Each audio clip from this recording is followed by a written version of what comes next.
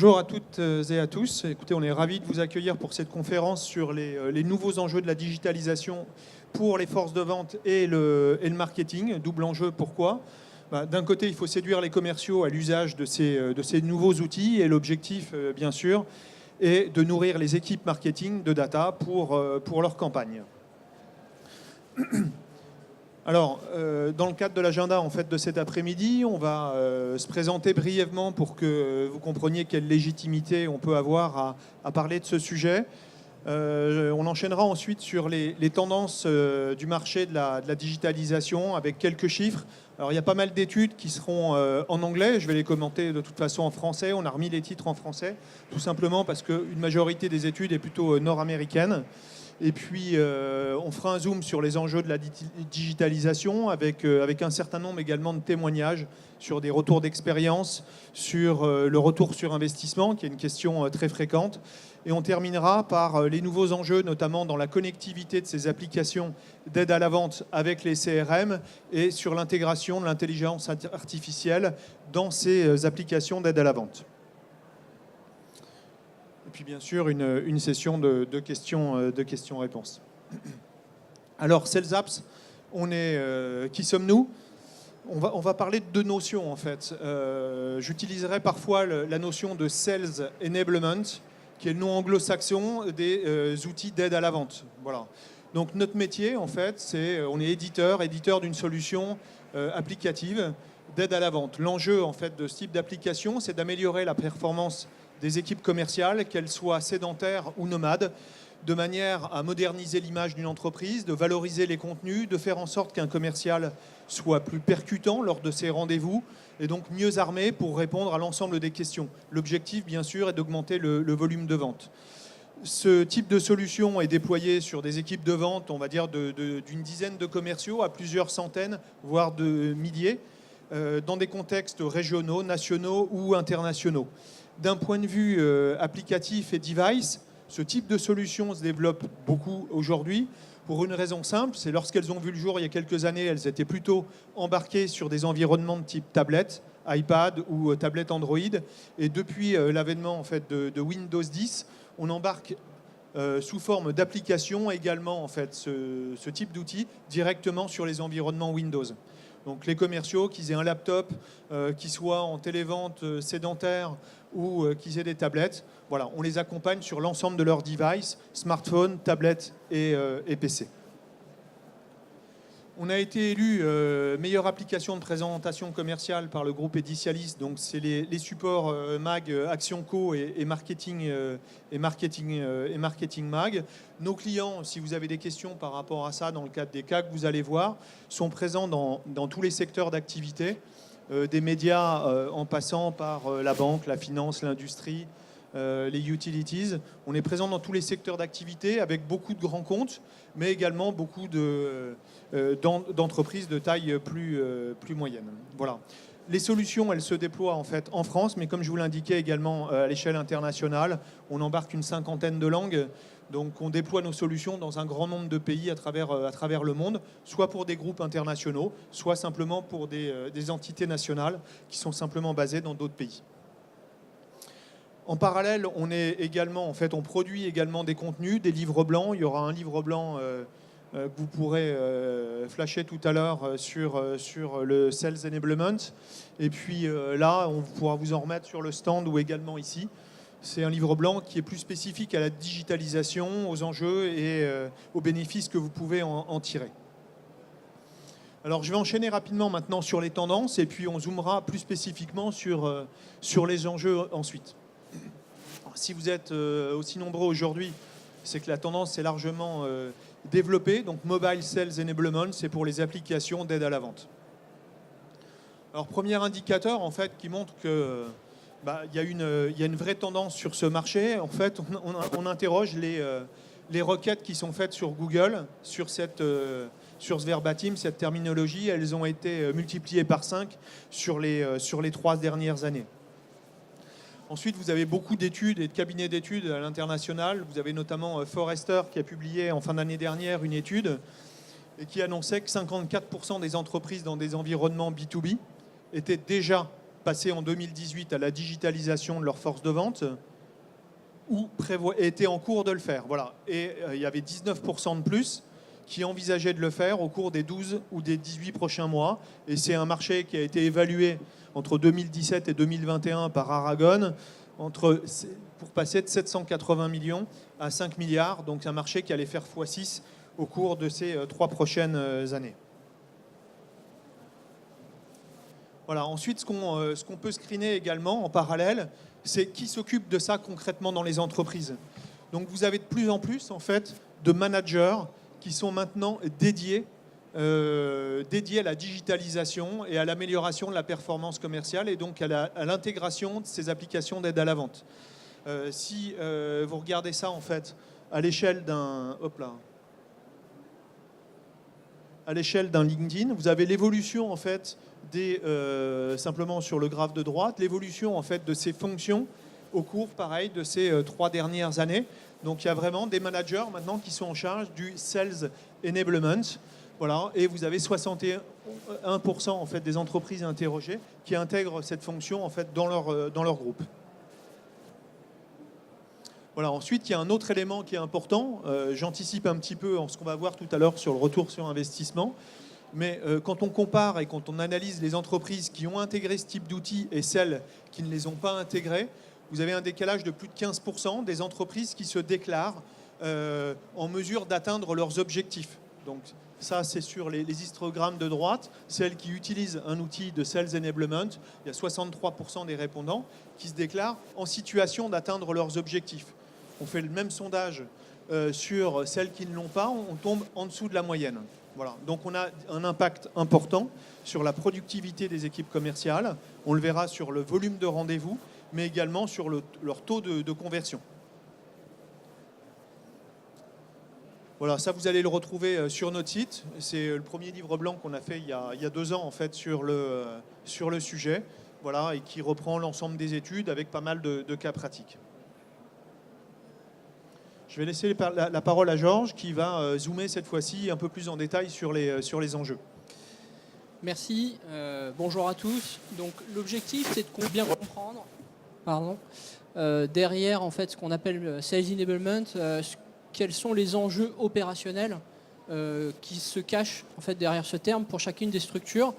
Le premier enjeu, finalement, ce que disait Stéphane, c'est l'enjeu de la performance commerciale. Et la solution, c'est vraiment de pouvoir aligner les équipes marketing commerciales qui n'ont pas les mêmes enjeux opérationnels, qui sont pourtant censés se donner la main, c'est-à-dire pouvoir transmettre l'information, pouvoir l'exploiter correctement par rapport aux enjeux du marché auxquels ils sont confrontés, que l'on a classifié sur 4 grandes thématiques que l'on va vous présenter. La première, c'est de pouvoir maximiser le temps que passent les commerciaux avec leurs clients. D'accord. Le second, c'est de s'assurer en fait de la qualité du message et de l'information qui est délivrée auprès des interlocuteurs. Pour plusieurs raisons. Le suivant, c'est d'être capable de former de façon correcte les commerciaux, soit aux nouvelles offres, soit au discours commercial sur un marché concurrentiel. Et le dernier, c'est de pouvoir stimuler tout ce qui est upstream, donc la remontée d'informations, pour ne pas être simplement dans une descente monolithique. Okay. Le premier challenge, comme j'en ai parlé, c'est de maximiser le temps. On sait qu'une grosse partie du temps des commerciaux est passée à ne pas vendre. Là, ici, ce que donnent les études internationales, c'est 71% du temps à ne pas vendre, dont 20% dans de la recherche et de la préparation de contenu et 20 autres % dans du pur reporting ou de la tâche administrative. Donc, on imagine bien que les forces commerciales souhaiteraient pouvoir passer plus de temps avec leurs clients. Donc ça, c'est le premier challenge des organisations. Le second, c'est de pouvoir délivrer le meilleur message en fait, auprès des clients et des acheteurs. Pourquoi ? Le premier indicateur, c'est que les acheteurs passent de moins en moins de temps avec les commerciaux. Donc le temps est, entre guillemets, plus cher, et que dans 70% des situations de vente, le manque d'information va négativement impacter la vente. Ça, c'est lié à plusieurs choses. J'en ai parlé juste avant. À partir du moment où on passe déjà beaucoup de temps à préparer son rendez-vous, il y a certainement une matière marketing qui n'est pas exploitée. C'est la stat suivante, 90% de la matière marketing pas exploitée par les commerciaux. S'il y en a qui sont passés sur notre stand, ils ont dû voir le message. C'est là que ça peigne. Voilà. Et donc, quand on aligne ces différents enjeux, on comprend que aider le commercial et le marketing, ça aide toute la chaîne, en fait. Le troisième, c'est l'enjeu de la formation. 80% d'une formation est oubliée au bout de 60 jours. On le comprend assez facilement, assez aisément.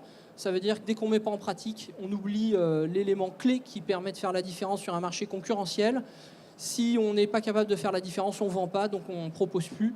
Voilà, et c'est un peu un cercle vicieux. Donc la première répercussion sur ce chiffre, c'est sur tout ce qui est onboarding, donc les nouveaux arrivants. Plus vous allez les monter vite en compétences, plus ils vont être capables de vendre rapidement. Ça, c'est le premier impact. Le second, c'est dès que vous lancez des nouvelles offres ou des nouveaux produits, si vos commerciaux ne se les approprient pas rapidement, il y a une chance sur deux pour qu'ils la proposent plus rapidement ou que vous soyez obligé de refaire une formation compliquée quand les personnes sont censées être sur le terrain. Voilà. Et puis le dernier enjeu des organisations commerciales et marketing concerne en fait la capacité à capter de la data de deux types. Le premier type, c'est la data que le commercial veut volontairement remonter. Voilà, on voit que 30%, c'est l'augmentation du taux d'usage des contenus à partir du moment où ils ont été construits en prenant en compte les retours des commerciaux. Donc, le premier impact positif, ça va être ça. Et puis le second, c'est toute la data qui n'est pas déclarative, mais plus de la statistique d'utilisation dans une perspective d'automation. On verra ça un petit peu plus tard. OK ? Voilà, alors pour parler un peu de nous, Sales Apps est structuré autour de 4 modules. 4 modules. Un premier qui est concentré sur la gestion du contenu. Voilà, garantir que les commerciaux aient l'intégralité des contenus toujours sur eux, toujours à jour, toujours performants, bien structurés, organisés pour leur usage. Un module autour de l'animation.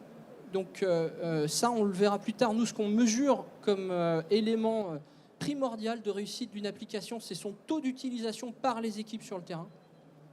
Okay. Un troisième module autour de tout ce qui est business intelligence dans la réutilisation de la data. Et un dernier sur le training pour aider les commerciaux à monter en performance. Les bénéfices, alors on va les décliner à travers des cas clients, mais ils sont nombreux. Voilà, j'ai toujours le contenu à jour. C'est une forme de confiance que vont avoir les commerciaux envers leur outil. Ça va être une amélioration de la maîtrise des contenus. Ça va être une meilleure visibilité pour les équipes marketing. C'est un des impacts les plus sensibles. Mieux comprendre ce qui est présenté, ce qui n'est pas présenté, ce qui est partagé. Voilà, il y en a une liste assez longue et je pense que nos clients, dans les vidéos qu'on va vous partager tout à l'heure, l'expriment encore mieux que nous. Un cas concret, le Figaro Classifieds, eux ont déployé l'outil en juillet 2018 sur une population de 115 commerciaux. Ils ont eu un accueil très très chaleureux de l'outil. On voit les retours, hein, on a fait vraiment un pas en avant. C'est le meilleur outil qu'on a eu depuis bien longtemps. Un taux d'adoption 98% au bout d'un mois. Donc depuis, ils sont évidemment à 100%, avec un usage journalier de 75%. Alors ça, c'est des chiffres qui sont évidemment intéressants. C'est toujours à ramener au volume de rendez-vous que font les commerciaux dans votre organisation. Mais on verra, et je vous invite à venir récupérer un petit feuillet avec un témoignage de Carole à ce sujet-là. Il y a vraiment des best practices qui ont été mises en œuvre pour réussir à atteindre ce chiffre. Alors, ce qu'on vous propose pour comprendre mieux comment s'inscrit Sales Apps dans une journée d'un commercial, c'est de partager avec vous une petite vidéo qu'on a voulu un peu chronologique, qui commence du matin jusqu'au soir pour voir à quel moment ça va venir simplifier la vie des commerciaux, ce qui est le premier levier pour garantir l'usage de l'outil.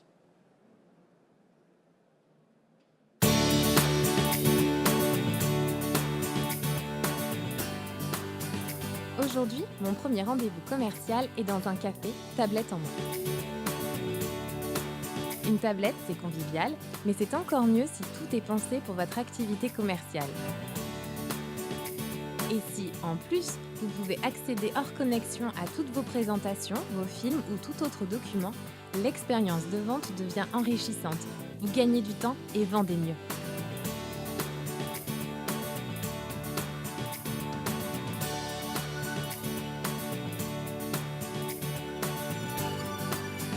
Gardez en permanence le contact avec votre équipe. Profitez-en entre 2 rendez-vous par exemple pour vous former, revoir vos pitchs ou contrôler vos acquis grâce à des quiz. Et puis prenez la parole.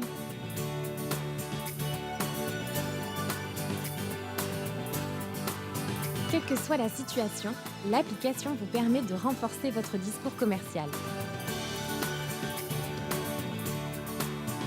Elle va même vous permettre de répondre très rapidement aux questions de vos interlocuteurs. Quand je repasse au bureau, je peux en quelques secondes modifier une présentation pour mon rendez-vous du lendemain et être informé par notification que mes envois du jour ont bien été lus par mes clients. Pratique!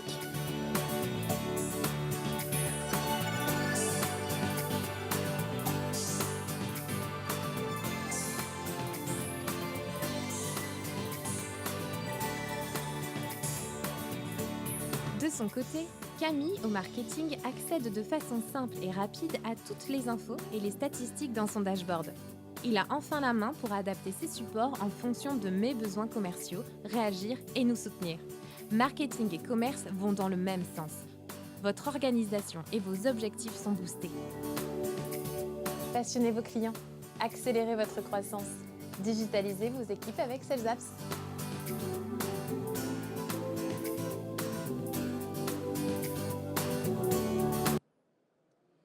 Donc, ce qu'on vous a montré là, simplement, là, c'était le déroulé type de la journée d'un commercial. Là, on va entrer un peu plus dans le concret en termes de retour d'expérience et de retour sur investissement avec quelques chiffres. On vous présentera quelques témoignages de clients. Les clients en question qui vont intervenir en vidéo, c'est le groupe EDF, c'est Bouygues, c'est Géodis, c'est France Télévisions et le Figaro. Déjà en termes de commentaires, par rapport aux constats ou aux déclarations qui sont faites, si je prends le cas d'EDF, ils ont mesuré en fait un gain de productivité sur le temps de préparation d'un rendez-vous en fait de 45 minutes par rendez-vous dans la préparation. On verra que ce temps de rendez-vous il a été réduit de 75% sur le temps de préparation. Ensuite, la possibilité d'apporter des réponses personnalisées aux attentes et aux problématiques de chacun de leurs clients. Avoir la construction en fait, d'un discours qui soit extrêmement intuitif et lisible d'un point de vue compréhension par les clients.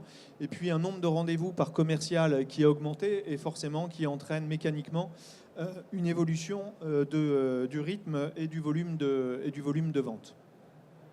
Donc on va juste regarder une petite vidéo pour l'illustrer.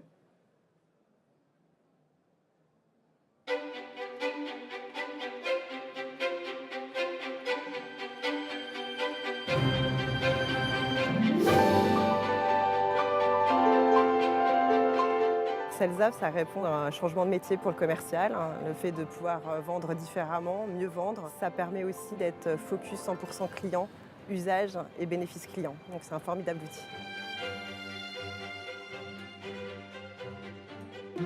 La fonctionnalité qu'on utilise le plus, c'est la fonction training qui nous permet, lors de lancement de nouvelles presse ou de nouveaux produits, d'aider les commerciaux à adopter le nouveau discours. La fonctionnalité préférée des commerciaux, outre le fait d'aller voir les résultats du challenge commercial tous les mois, c'est effectivement d'accéder aux présentations corporate. À titre personnel, moi, c'est la partie statistique qui m'intéresse pour voir quels documents sont les plus partagés et les plus consultés.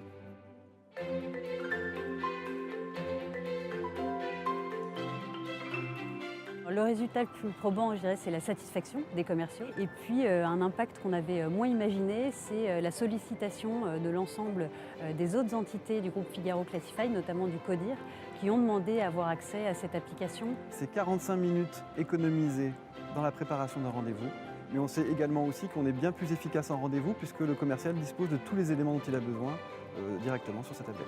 Les résultats les plus probants observés depuis 5 ans, il y en a 2 majeurs. Premièrement, c'est la meilleure maîtrise de l'offre par les commerciaux. Ils connaissent mieux les services à valeur ajoutée, ils connaissent mieux les aspects techniques de notre offre. On a également augmenté le nombre de visites par mois des commerciaux, puisque étant moins occupés à créer des présentations eux-mêmes, ils sont plus sur le terrain, aux côtés de leurs clients et de leurs prospects. C'était ça le vrai enjeu de cette application.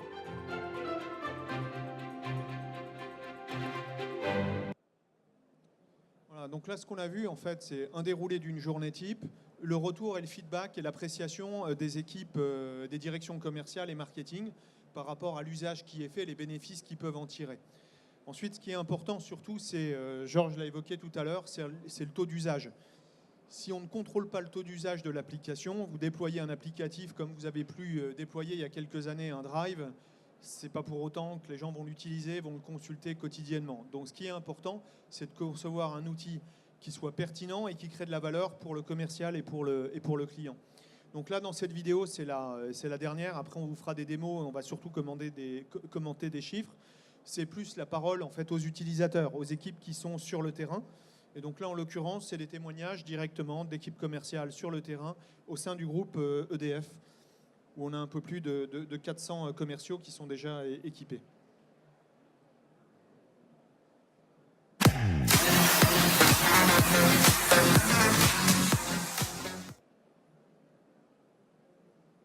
Pour moi, c'est une vraie bibliothèque. Ça permet d'avoir des présentations clés en main. Elle permet d'embarquer l'ensemble des offres et services EDF dans un outil léger et disponible hors connexion. C'est la centralisation des informations. Je fais toutes mes présentations de crack avec. Je transporte moins mon ordinateur portable, que j'adore le plus, on a tellement. La bibliothèque de vidéos qui...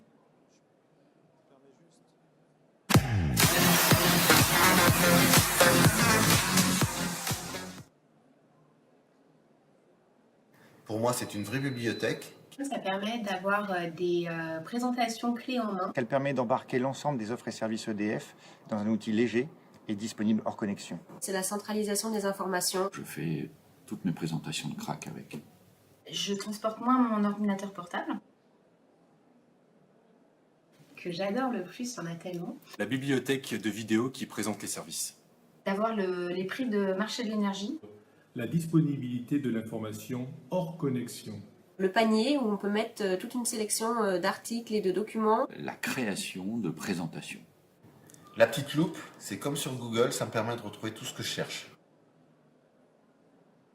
Lors d'un rendez-vous à l'agglomération de Saint-Quentin-en-Yvelines, on a parlé d'autoconsommation et avec MySolution, j'avais tout à portée de main.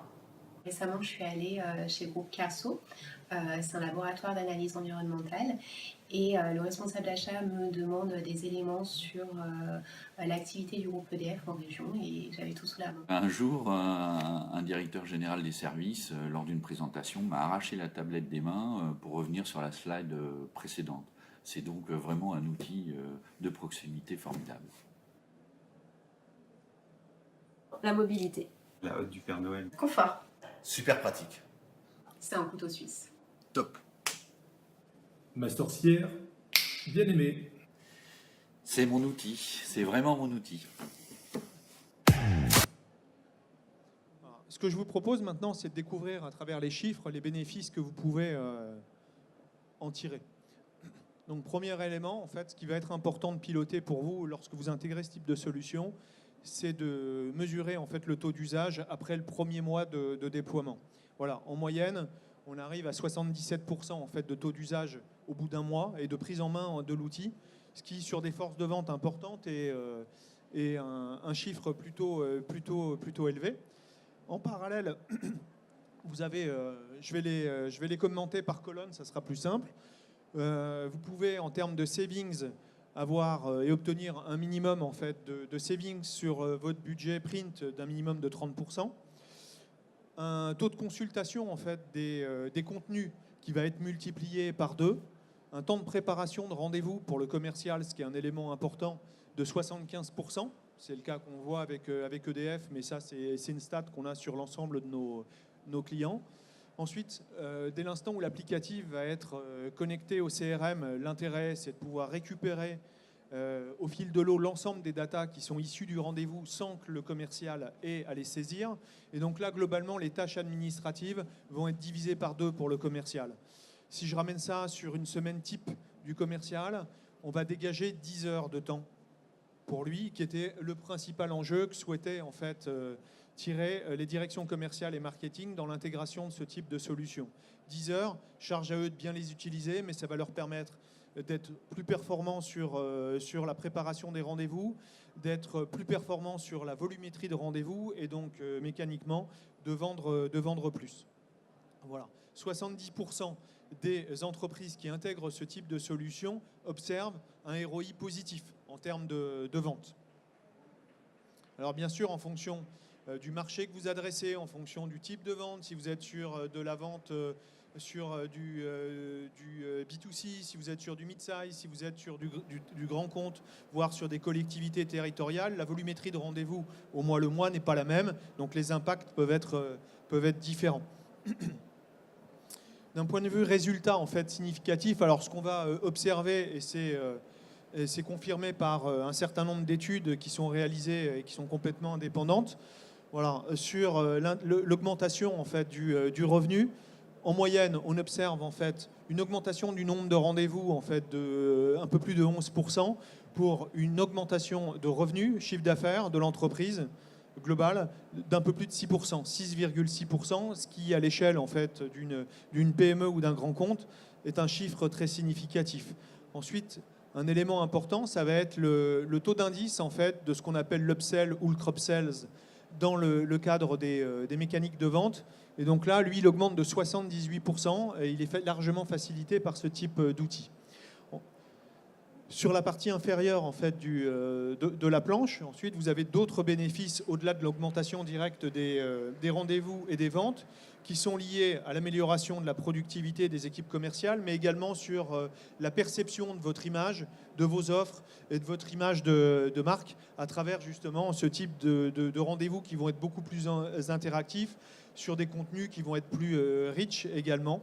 Et puis ensuite, un élément qui est important sur lequel on va revenir, qui est une amélioration de la performance au niveau de ce qu'on appelle le ramp-up time, c'est-à-dire la montée en compétence d'un commercial sur sa phase d'intégration ou dans le cadre d'un changement d'organisation. Donc ça, c'est un élément clé.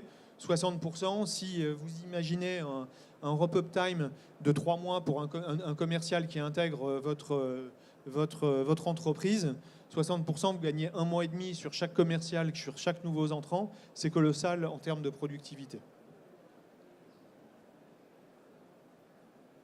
Je te laisse.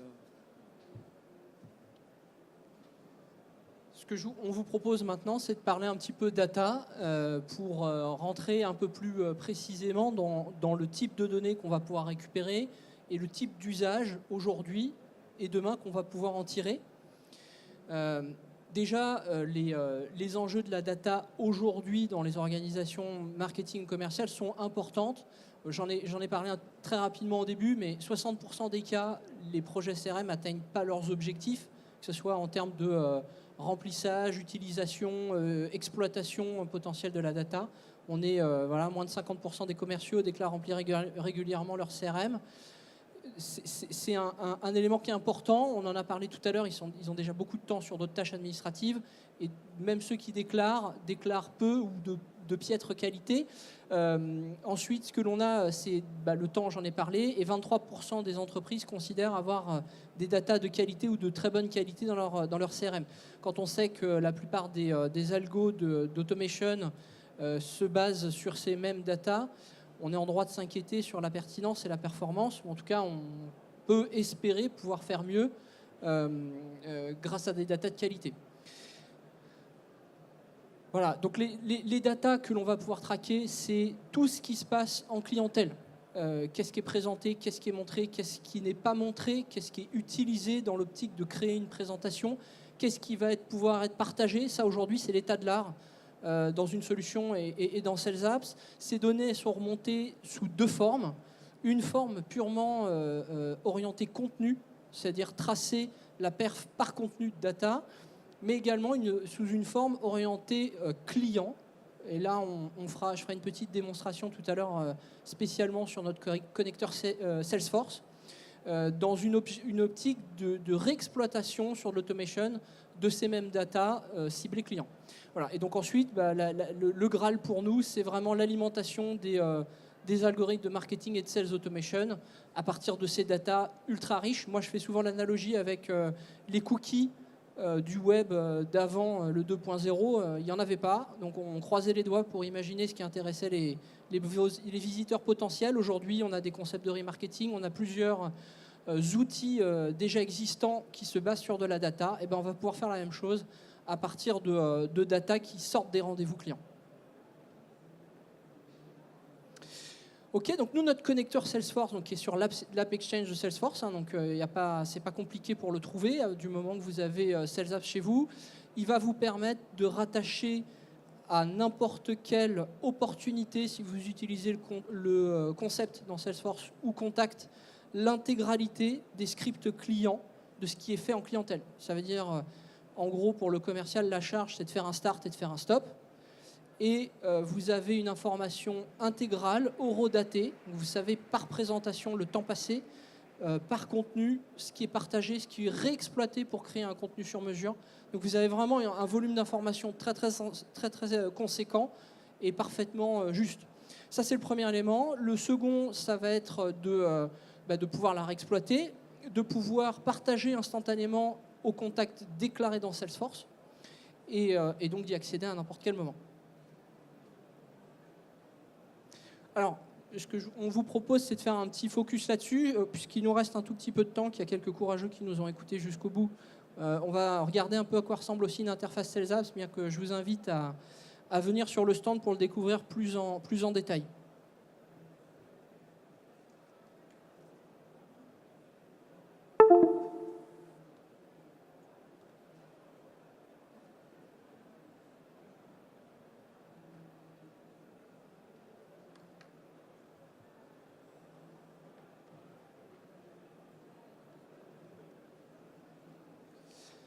Alors, Sales Apps, c'est une application qui est intégralement customisée à votre image. Ça veut dire que depuis l'icône de l'application jusqu'au design de la page et de n'importe quel niveau de l'application, c'est une application qui va être à vos couleurs, à votre marque, à votre image.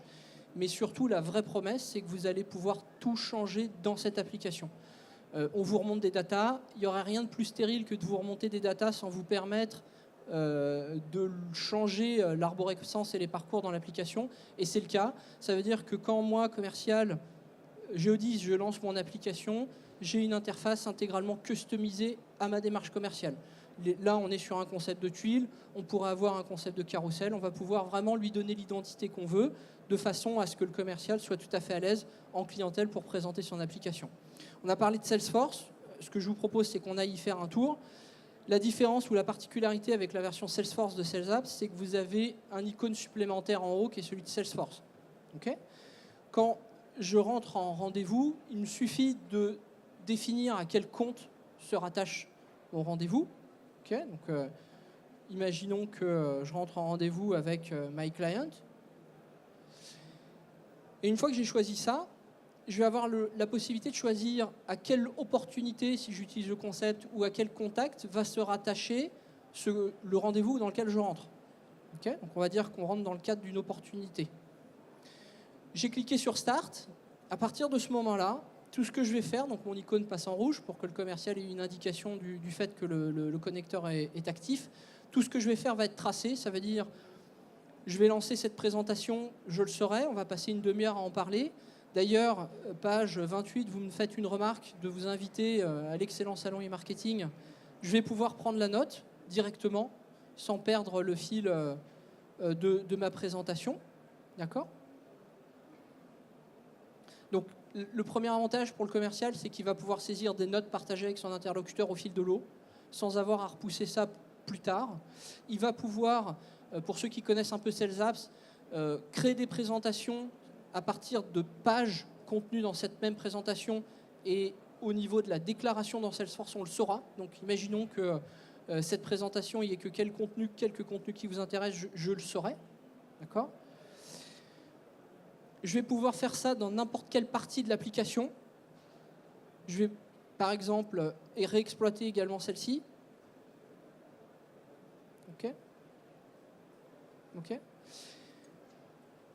Et ensuite, quand je vais vouloir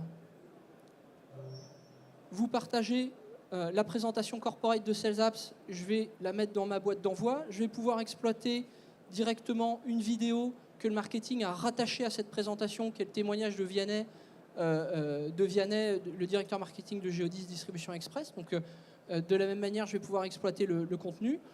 Et puis, au moment d'envoyer les contenus, puisque je suis connecté à Salesforce, je vais pouvoir accéder à l'intégralité de mon carnet d'adresses qu'on a vu tout à l'heure sans avoir à saisir mon email et sans problématique purement RGPD. Ok ?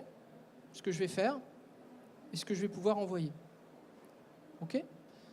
En fin de rendez-vous, le commercial quitte son client. Il va pouvoir prendre des notes complémentaires de fin de rendez-vous.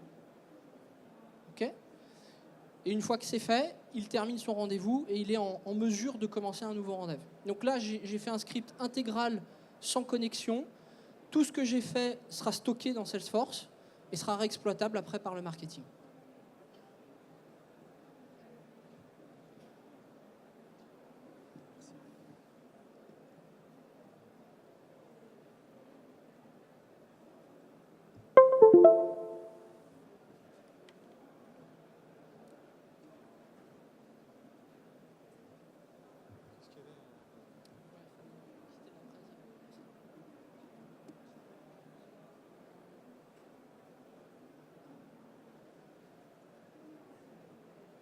Ok, on va parler d'intelligence artificielle, en fait, d'IA, sur des premiers programmes en fait, sur lesquels on a travaillé.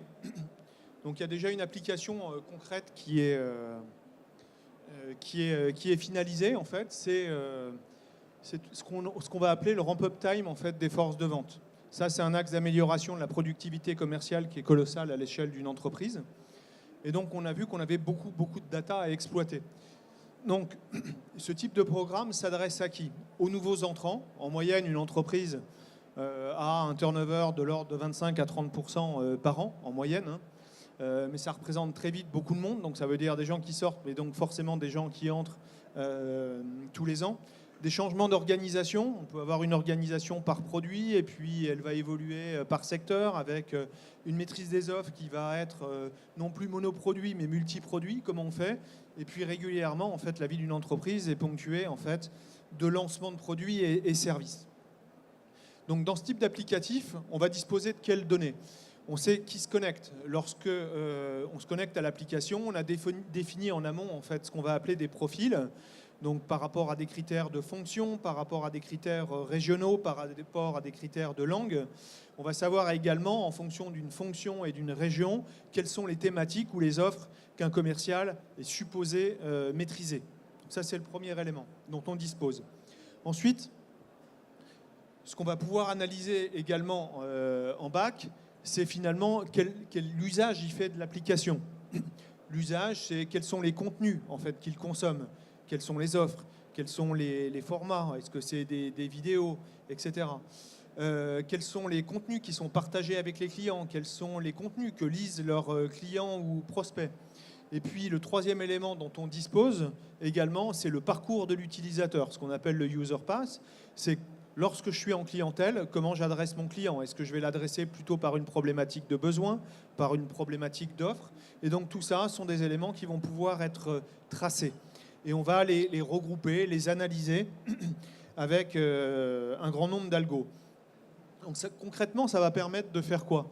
Ça va permettre en fait de pousser en fait des contenus qu'un commercial n'a pas suffisamment, c'est pas suffisamment approprié, qu'un commercial n'a pas forcément encore lu. On va pouvoir également lui suggérer et lui pousser de manière forcée ou suggestive des contenus de formation. On va lui proposer également de s'évaluer à travers des quiz, à travers des notions de niveau. Et donc, en conséquence de tout ça, on va avoir une montée en compétences qui va être beaucoup plus rapide.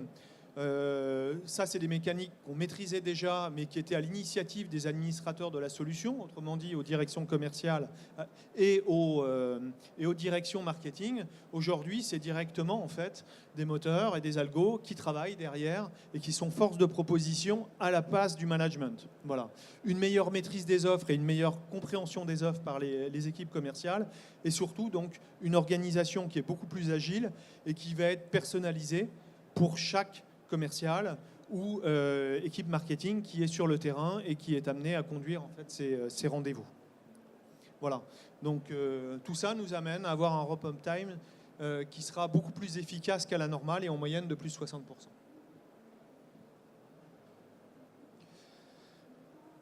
Ça, c'est pour tout de suite, c'est pour aujourd'hui.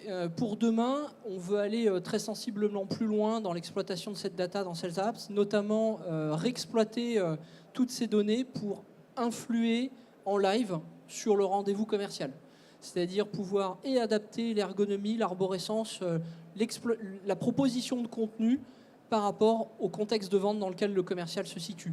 L'objectif est de proposer intelligemment en live. Okay, donc ça, c'est notre premier objectif. Le second, ça va être de réexploiter automatiquement les datas dès qu'elles vont être saisies, que ce soit à travers des assistants, des bots, qui vont compléter l'action commerciale, l'action centrale, par des compléments d'information de ce qui n'aurait pas été présenté en rendez-vous. Une invitation pour un salon, une invitation pour un petit déjeuner ou tout simplement proposer un nouveau rendez-vous. Donc ça, c'est vraiment de l'exploitation live de contenu qui va pouvoir être déterminé en fonction du déroulé du rendez-vous. Okay, donc les exploitations orientées commerce, elles arrivent, elles vont être très très puissantes, mais tant qu'on n'a pas structuré notre data lake, donc vraiment le contenu de data sur lequel reposent ces contenus, ils sont un peu comme aveugles. Donc là, notre objectif, maintenant que les rendez-vous sont digitalisés, c'est de créer de la valeur sur le training, sur l'acte de vente pour finalement apporter vraiment encore plus de croissance à nos clients.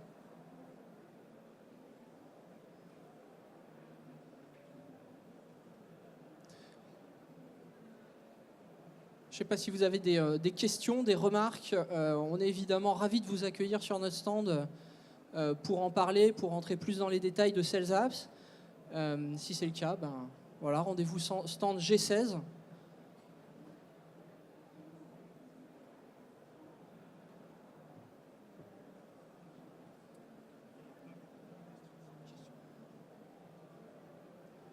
Bonjour, merci pour la présentation. J'ai une question, je voudrais juste savoir pour justement d'où est-ce que vous tirez les présentations et est-ce que vous allez chercher les contenus des entreprises dans les sites internet et dans les bases de données des entreprises justement, ou vous avez besoin que les sites y soient complets et justement sans aucune erreur? De quoi vous avez besoin pour mettre en place cette solution pour une entreprise? Alors, les données, elles sont directement administrées en fait par nos clients. On ne va pas siphonner en fait un site web. Nos clients décident des contenus qu'ils veulent exposer et mettre à la disposition de leur force de vente en fonction de leur profil. Voilà. Et donc, ces contenus peuvent avoir différents formats. Ça peut être des contenus vidéo, du PDF, du PowerPoint, de l'HTML, de la 3D, etc. D'accord ? Voilà. C'est donc l'entreprise qui décide de partager les contenus qu'ils veulent et pas l'ensemble de la base de données où vous piochez oui, non, nous, on n'intervient pas sur chaque entreprise et chaque équipe d'administration des contenus, donc direction commerciale et marketing, qui va définir quels sont les contenus qu'ils mettent à la disposition de leurs équipes pour mieux vendre et répondre à toutes les questions que peuvent se poser leurs prospects et clients. La question est tout à fait pertinente parce qu'en fait, c'est peut-être pas l'intégralité des contenus. Ils vont peut-être être agencés différemment sur un site web. Ça va être, voilà, comment on va les aider à vendre.